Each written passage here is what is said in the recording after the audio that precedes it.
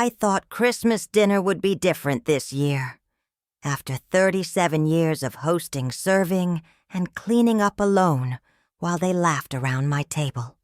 I had set the dining room with my grandmother's china, the good silver I only used. Twice a year and fresh holly I'd driven 20 minutes to buy. The turkey had been in the oven since dawn. I wore the red dress my late husband always said made me look radiant, even though no one notices me anymore. By 6 o'clock they were all there. My son David with his wife Jennifer, my daughter Sarah, with her boyfriend Marcus, and my youngest Michael, scrolling through his phone like he was anywhere but here. The conversation flowed around me like I was furniture.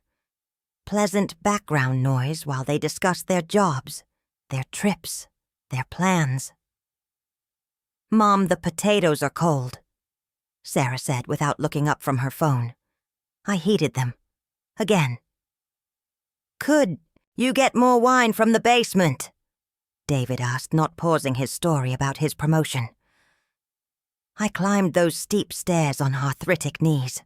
When I returned, Jennifer was showing everyone photos from their Thanksgiving trip to Hawaii. The one they'd taken without mentioning it to me. The one where my grandson Tyler had learned to surf while I sat alone, with a frozen dinner wondering why no one had called. "You should see Tyler's tan lines," Jennifer laughed. "He looks like a little surfer boy now." I hadn't seen Tyler in 4 months. After dinner they gathered in the living room, while I cleared the table alone. Through the doorway I watched them pass around Tyler's Christmas list, discussing which gifts they'd each buy, coordinating so he wouldn't get duplicates. No one asked what I was getting him. No one wondered if I'd been invited to Christmas morning. I wasn't. The next morning Sarah called. "Mom, we've been talking. We think it would be better if you moved somewhere smaller. This house is too much for you, and honestly, it's not like you have company anyway." The house where I'd raised them, where their father had carried each of them to bed when they were small, where I'd waited up countless nights when they were teenagers pacing the kitchen floor until headlights finally swept across the driveway. "We found a nice senior community," she continued. "1 bedroom, very manageable. You'd probably make friends there." Friends. As if I'd lost mine because I'd chosen to be alone rather than because I'd spent 40 years putting everyone else first. The weeks that followed felt like drowning, in slow motion. They visited, not to see me but to evaluate. Jennifer measured rooms with her phone app. David assessed the basement for water damage concerns. Sarah made lists of what I should donate, sell, or just throw away. My wedding album. Mom who looks at these anymore. My recipe box. Everything's online now. The piano I'd saved for months to buy, where I'd taught each of them chopsticks. It's taking up too much space. They spoke about me in third person while I stood right there. "She doesn't need all these dishes. She never reads these books. She won't miss this old furniture." She, her. As if I'd already left. One afternoon while they were upstairs deciding which bedroom would become David's home office, I found myself in the kitchen holding my mother's rolling pin. The wood was smooth from decades of use. Her hands, then mine now, no one's. I remembered teaching Sarah to make cookies with it when she was 7. Her small hands over mine, flour in her hair, giggling when the dough stuck to everything. "Someday I'll teach my little girl," she'd said. She never had children. Never wanted them, she said. Too much sacrifice. That night Michael called. The baby of the family, the one I'd hoped might understand. "Mom, I know this is hard, but you have to be realistic. You're 72. What if you fall? What if something happens and no one finds you for days?" The irony wasn't lost on me. They were worried about finding me after days, but they hadn't found me while I was alive for years. 3 months later, I was signing papers at the senior community. 1 bedroom, 1 bathroom, a kitchenette, and a view of the parking lot.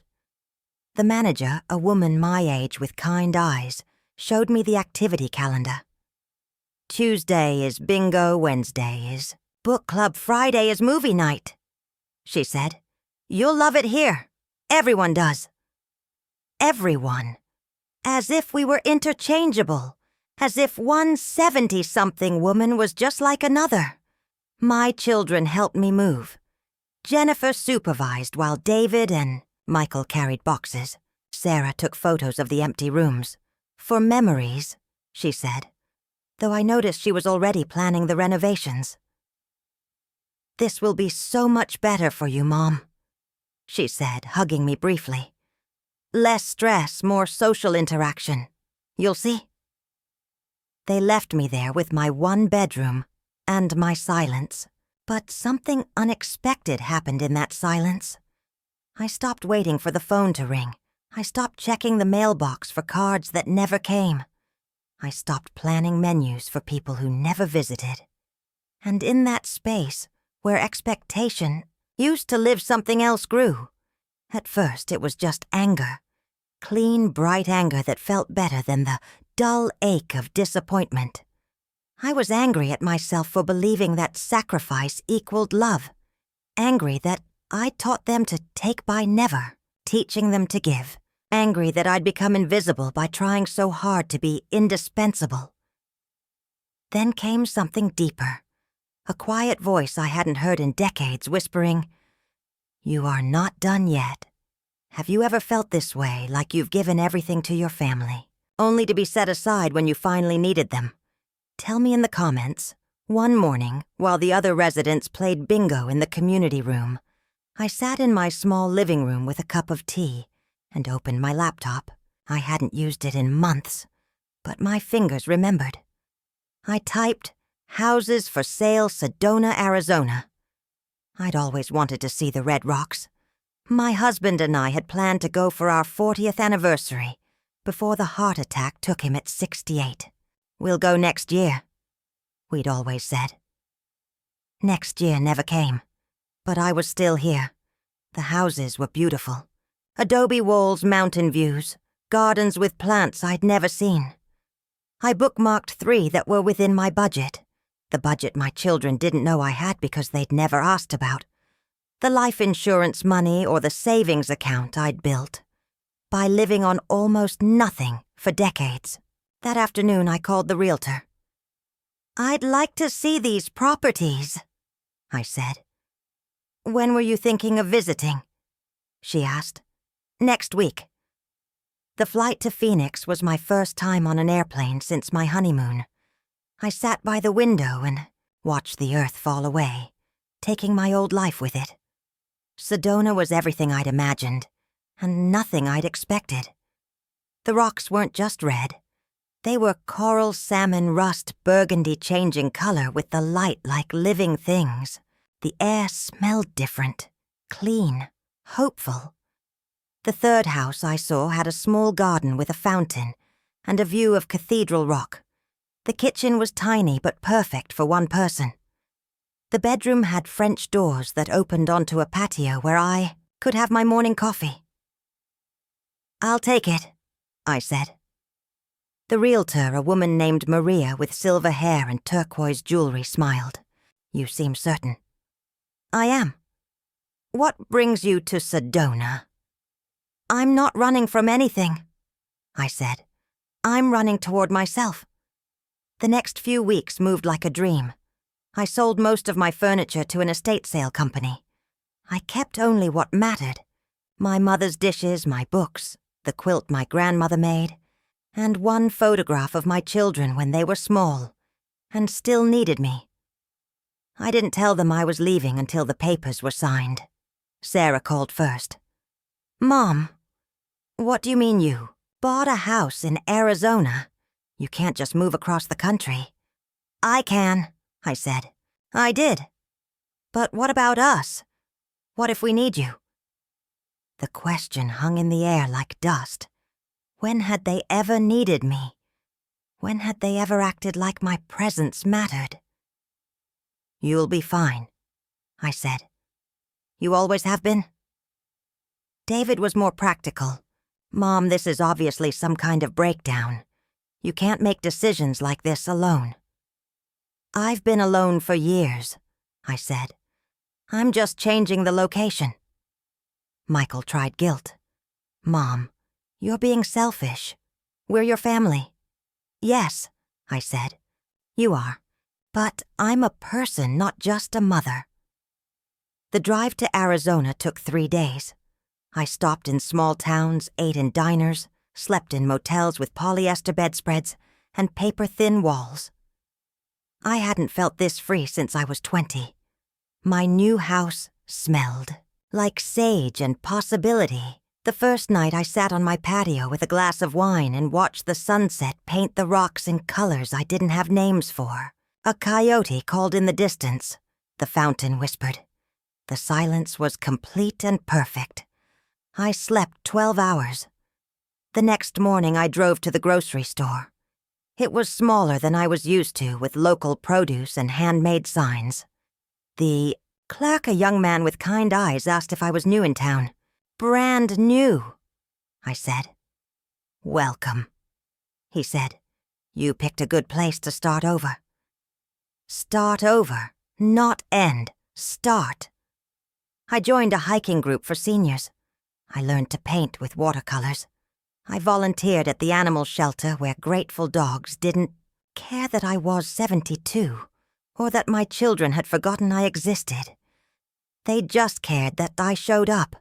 I made friends, real friends, not just people who needed things from me. Women like me who had raised families and lost themselves in the process, who were now reclaiming their names, their interests, their voices. At Christmas, I sent my children cards with a photo of myself on Cathedral Rock, arms spread wide against the red stone and blue sky.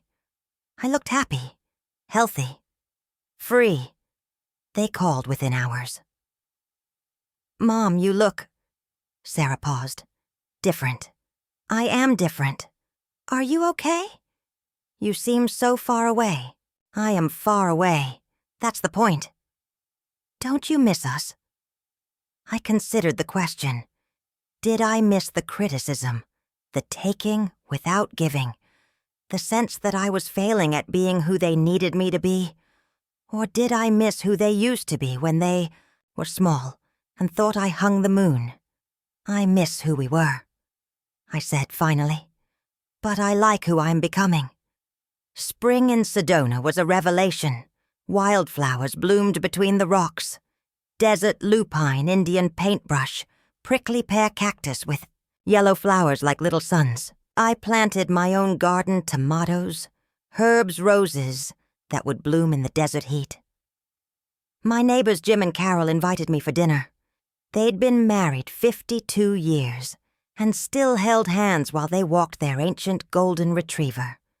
They asked about my children, and when I told them, Carol nodded knowingly. "Some children never learn to see their parents as people," she said. "They think we exist only in relation to them." "Maybe that's our fault," I said. "Maybe we taught them that." "Maybe," she said, "but it's not too late to teach them different." One morning in May, my phone rang. It was David. "Mom, Jennifer's pregnant." My heart stopped. A grandchild.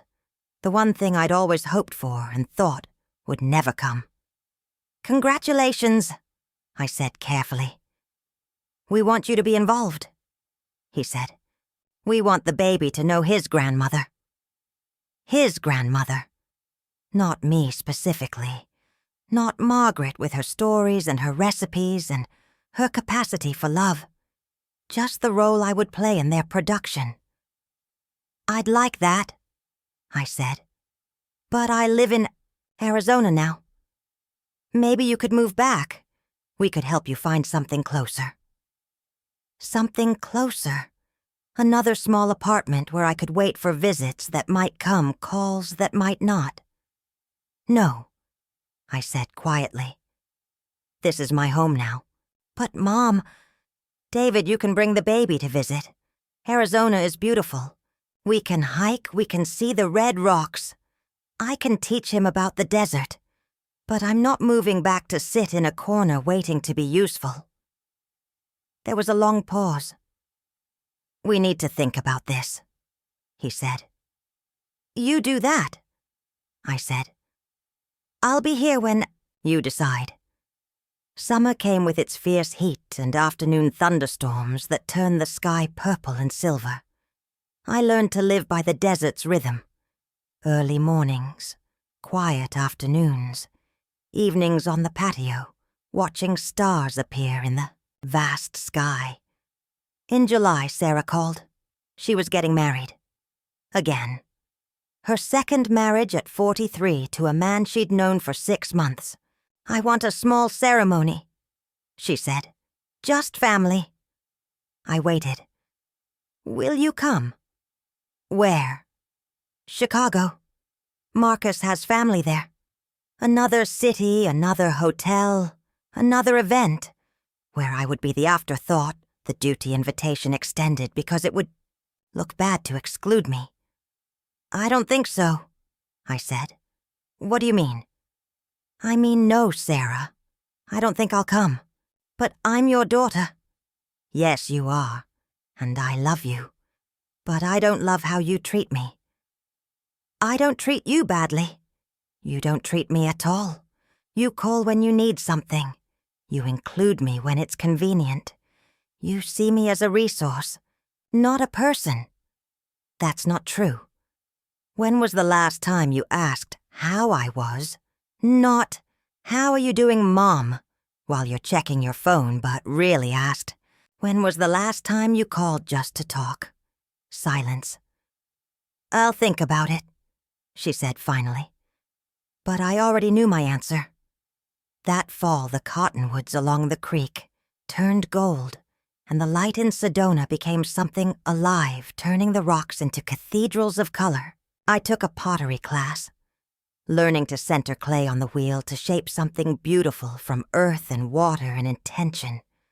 My instructor, a woman named Rosa, who'd moved here from California after her divorce, watched me struggling with a bowl that kept collapsing.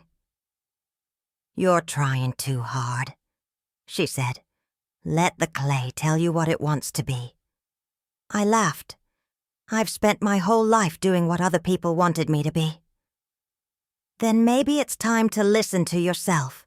The bowl, when I finally stopped forcing it, became something simple and perfect. I glazed it in desert colors. Rust and sage and sky blue. When it came out of the kiln, it was the most beautiful thing I'd ever made. In November, Michael called. He was getting divorced. His wife of 8 years had left him for someone else. And he was devastated. I don't know what to do, Mom, he said. And for the first time in years, he sounded like my little boy.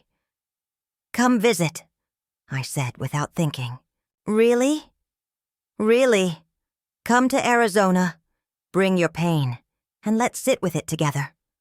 He arrived 3 days later, hollow-eyed and thin. I met him at the airport in Phoenix, and when he hugged me, he held on longer than he had since he was a teenager. On the drive to Sedona, he stared out the window at the desert landscape. It's so empty. Or so full, I said. Depends on how you look at it. That week we hiked easy trails together. I showed him the garden I'd planted, the pottery I'd made, the friends I'd gathered like wildflowers. We cooked simple meals and ate them on the patio, talking about everything except why. He was there. On his last night, we sat watching the sunset paint Cathedral Rock.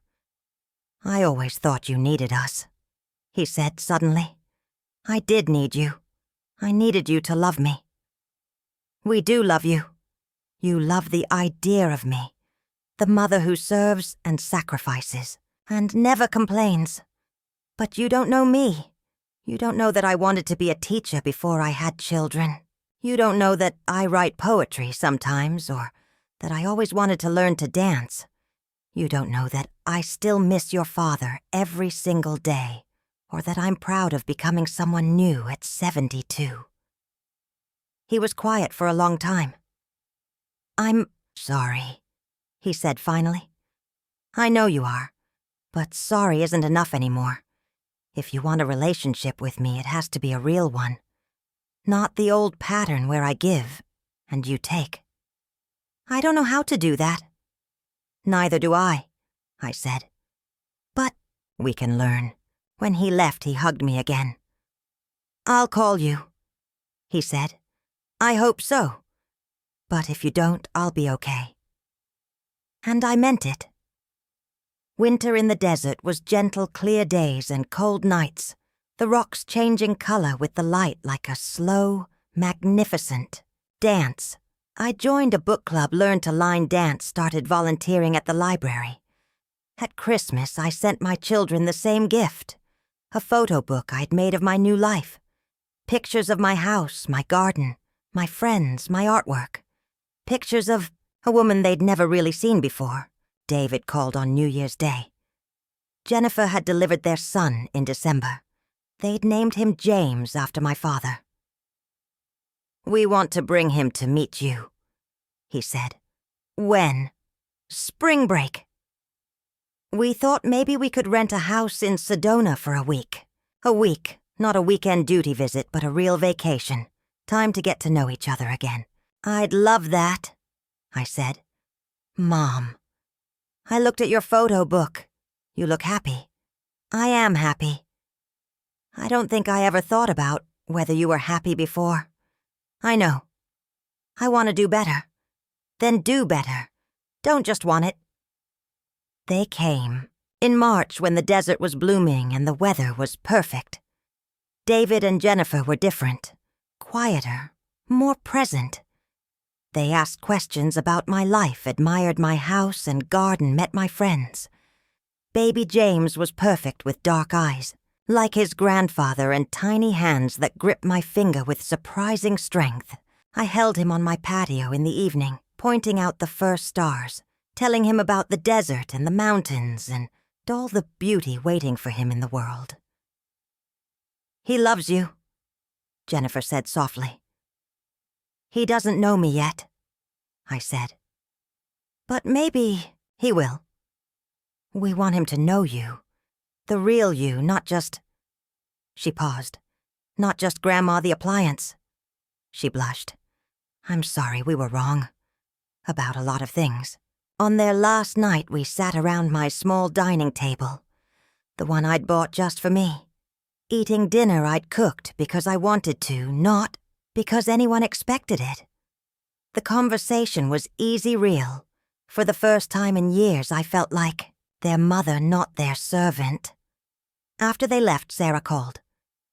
David told me about his visit, she said. He said you seemed different. I am different. I want to come see you. Why? Because you're my mother and I don't think I've been a very good daughter. No, I said. You haven't. Can I try again? Yes. But it has to be real, Sarah. No more performing for each other. No more pretending everything is fine when it isn't. I don't know how to talk to you anymore. Start with the truth. She came in May alone. No boyfriend, no agenda, just my daughter trying to find her way back to me. We hiked Bell Rock together. She told me about her fears, her mistakes, her dreams. She'd buried under other people's expectations. I've been angry at you for years, she said, as we sat on the red rocks the valley spread below us. For what? For making it look so easy. Being a mother, being a wife, for never complaining, never asking for help. I thought that's what women were supposed to do, and I could never measure up. It wasn't easy, I said. I just didn't know I was allowed to say so. I wish you had. I wish a lot of things, but we can't go back. We can only go forward. How? By being honest, by treating each other like real people instead of roles. We spent the week really talking for the first time since she was a child. She helped me plant a new rose bush, learned to make my grandmother's bread, sat with me in the evenings, watching the light change on the mountains. I like who you are here, she said before she left. I like who I am here too. Can we start over?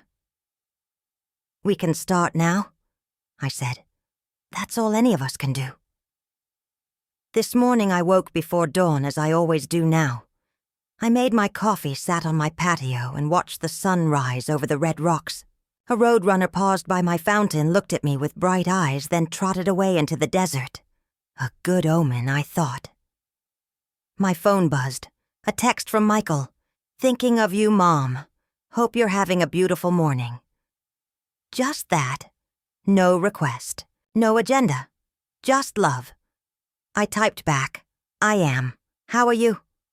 We texted for a few minutes about his new job, his therapy, his plans to visit again soon.